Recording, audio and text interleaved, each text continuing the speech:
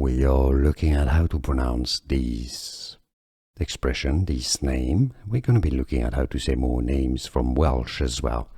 So stay tuned to the channel, loads to learn here. So what does it mean? And then we get to the pronunciation. That's your pronunciation right here. It means, it designates the Welsh Parliament. So how do you say it? Senedd. Senedd, yes, a V sound. Cymru is how it's said in Welsh. I know it's confusing from the spelling, right? Senedd Cymru. But it's easy once you know, right? If you cannot pronounce Welsh, you can say Senedd Cymru. Senedd Cymru. It's easy. You got it. Now you know. Like this video if you found it useful.